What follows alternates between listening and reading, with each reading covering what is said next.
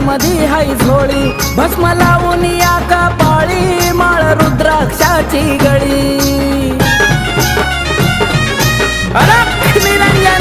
अलख निरंजनाची आरोळी, त्यांच्या काखेमध्ये हाय झोळी, भस्म लावून या कपाळी माळ रुद्राक्षाची गळी।